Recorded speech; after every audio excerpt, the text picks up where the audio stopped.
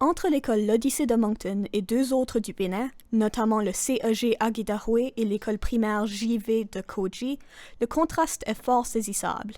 Cependant, les élèves de ces trois écoles ont plus de choses en commun, dont celle d'apprendre les uns les autres et de s'aider.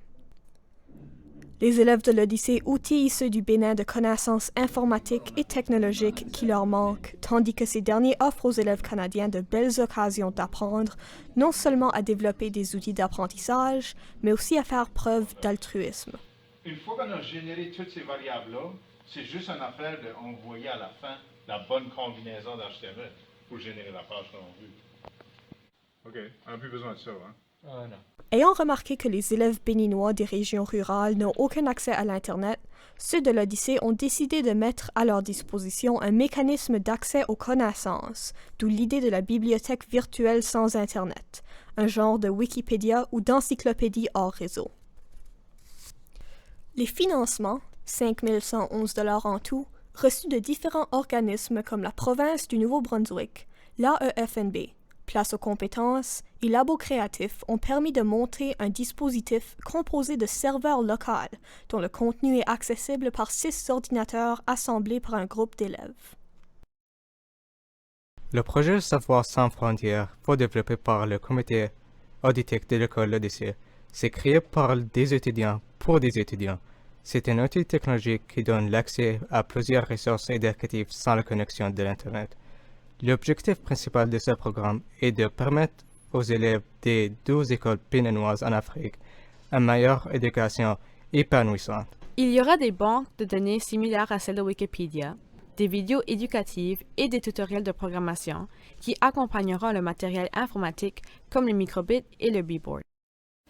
Je suis motivée et passionnée par le fait d'avoir pu participer dans ce projet qui offre aux jeunes qui n'avaient pas auparavant la formation instantanée et une bibliothèque immense informatique.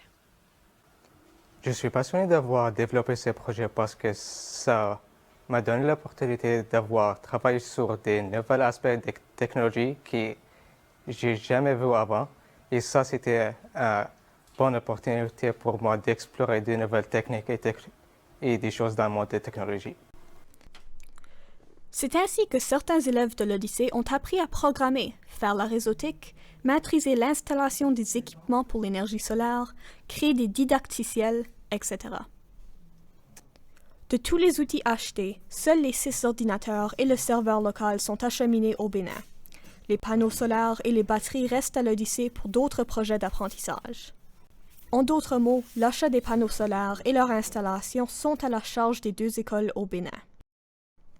Avec l'aide des didacticiels créés par les élèves de l'Odyssée, ceux des 2 écoles au Bénin ont su comment s'en servir pour avoir accès aux connaissances qu'on tient facilement pour acquises au Canada.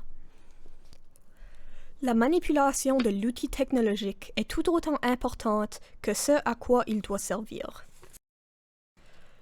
À cet effet, il est important de donner une formation aux enseignants qui doivent accompagner les élèves à qui l'école L'Odyssée a envoyé les matériels. L'apprentissage de l'altruisme des élèves canadiens a créé un sentiment de reconnaissance, non seulement des bénéficiaires directs, mais aussi des parents et des enseignants.